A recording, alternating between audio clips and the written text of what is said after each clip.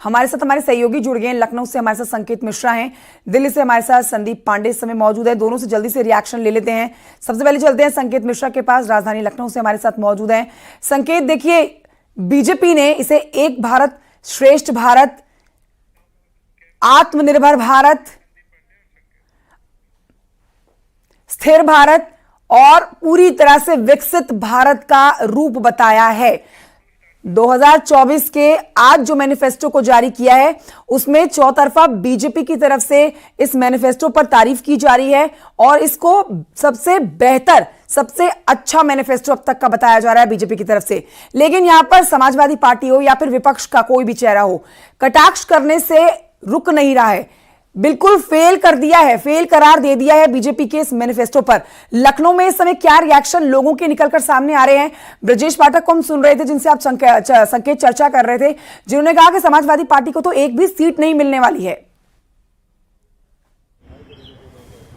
बिल्कुल, भारतीय जनता पार्टी का जो लोक कल्याण संकल्प पत्र है वो आज जारी हो गया है और भारतीय जनता पार्टी इस लोक कल्याण संकल्प पत्र के सहारे चुनावी मैदान में उतर चुकी है। और भारतीय जनता पार्टी ने लोक अलावा चाहे वो किसान हो या व्यापारी वर्ग हो या फिर उत्तर प्रदेश, देश के और तमाम जो अलग अलग सेक्टर हैं उनके विकास से जुड़े हुए मुद्दों को इनमें शामिल किया है।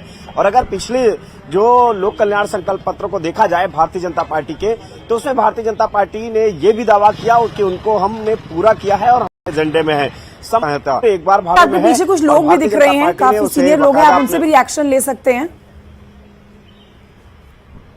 बिल्कुल, हम लोगों से भी बात करेंगे कि आखिर क्या जो लोक कल्याण संकल्प पत्र है इसे किस तरीके से देखते हैं, क्या लगता है यह आम आदमी के फायदे का है? देखिए, आज संविधान निर्माता डॉक्टर बाबा साहब भीमराव अंबेडकर की जयंती के अवसर पर पूरे देशवासियों को हार्दिक बधाई, शुभकामनाएं देते हैं। और आप न्यूज 18 चैनल के माध्यम से माननीय प्रधानमंत्री जी ने जो बाबा साहब अम्बेडकर जयंती पे लोक संकल्प कल्याण जो पत्र जारी किया है, ये देश के दलितों के लिए, युवाओं के लिए, गरीबों के लिए, किसानों के लिए और महिलाओं के लिए लाभकारी है। और ये मोदी जी की गारंटी है, मोदी जी जो कहते हैं वो करते हैं और मोदी जी पे जनता विश्वास कर रही है। बिल्कुल, जनता विश्वास कर रही। क्या आपको भरोसा है इस लोक कल्याण संकल्प पत्र पर जो भारतीय जनता पार्टी का आज आया है? आज पूरे हिंदुस्तान में बाबा साहब के 133वें जन्मदिन के शुभ अवसर पर हमारे प्रधानमंत्री, यशस्वी प्रधानमंत्री जी ने जो भाजपा का संकल्प पत्र जारी किया है, ये पूरे भारतवर्ष के जनता जनार्दन के लिए के हित में सारी जितनी इसमें योजनाएं हैं उन्होंने जारी किया। अब ये मील का पत्थर साबित होगा। बिल्कुल, मील का पत्थर साबित होगा। लोकसभा का चुनाव है, ठीक से देखते हैं। वो आज तक हिंदुस्तान में किसी प्रधानमंत्री ने नहीं किया है जो आज। ठीक है संकेत, मैं लौटूंगी आपके पास। संदीप पांडे हमारे साथ दिल्ली से मौजूद, उनसे भी। संदीप, ये स्थिर भारत और मजबूत भारत की छवि दिखाता हुआ बीजेपी की तरफ से काम का सबको, दिल्ली की जनता किस तरह से इसके ऊपर रिएक्शन दे रही है? विपक्ष सरकार को घेर रहा है, लेकिन विपक्ष के किसी भी सवाल का जवाब ना देते हुए बीजेपी ने साफ कर दिया है कि हम इस समय के लिए नहीं बल्कि आने वाले 25 साल का रोड मैप जो है वो जनता के सामने पेश कर रहे हैं। संदीप, देखिए, 2047 तक जो विकसित भारत बनाने का संकल्प है, उनके हर मुद्दे को भारतीय जनता पार्टी ने अपने संकल्प पत्र में टच किया है। यानी कि लोकल से लेकर ग्लोबल तक के एजेंडे इस संकल्प पत्र में शामिल किया है।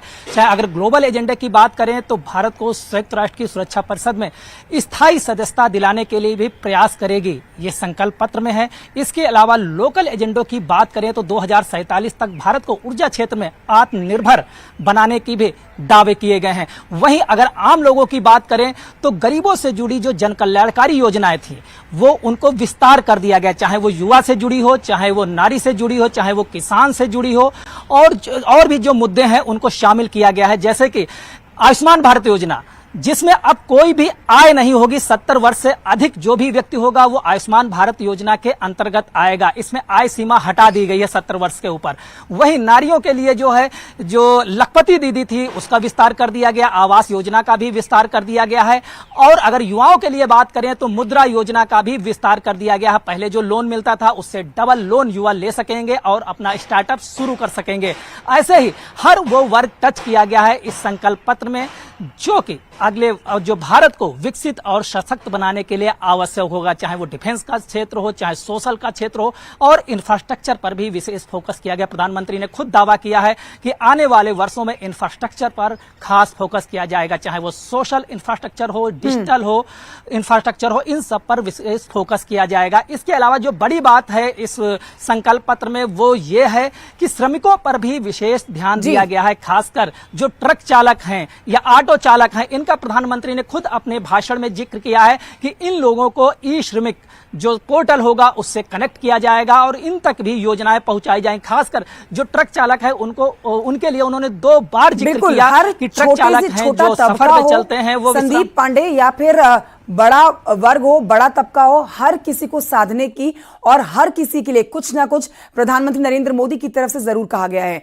संकेत के पास चलेंगे। संकेत, लेकिन अगर हम एक महत्वपूर्ण बात के ऊपर ध्यान दें जो प्रधानमंत्री नरेंद्र मोदी ने बोली, भ्रष्टाचार के ऊपर, कि जो देश की सुख शांति खराब करने की कोशिश करेगा, माहौल खराब करने की कोशिश करेगा, उनको भी बख्शा नहीं जाएगा।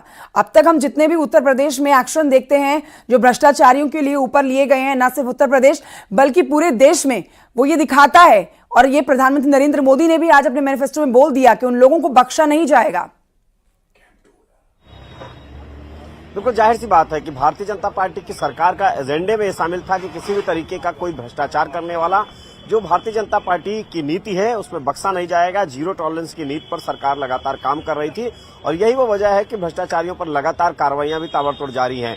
इस मंशा को एक बार फिर प्रधानमंत्री नरेंद्र मोदी ने आज जो लोक कल्याण संकल्प पत्र जारी किया है उसमें सीधे तौर पर कहा भी है।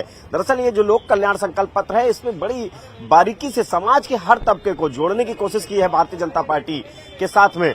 यही वो वजह है कि चाहे भारतीय जनता पार्टी ने, चाहे वो जो सबका साथ सबका विकास का नारा देती है, उस ऐसे में इस लोक कल्याण संकल्प पत्र में भारतीय जनता पार्टी की कोशिश है कि सभी को साथ में जोड़ने के लिए, समाज के हर तबके को साथ में जोड़ने के लिए तमाम जो योजनाएं हैं उनको इसमें सम्मिलित किया गया है कि भारतीय जनता पार्टी, चाहे वो अगर जिक्र इस लोक कल्याण संकल्प पत्र में किया गया है, एमएसपी को बढ़ाया जाएगा, यानी कि किसानों के हर वर्ग को दी है और हर किसी के लिए कुछ ना कुछ जरूर बड़ी बातें और घोषणा पीएम मोदी की तरफ से की गई है।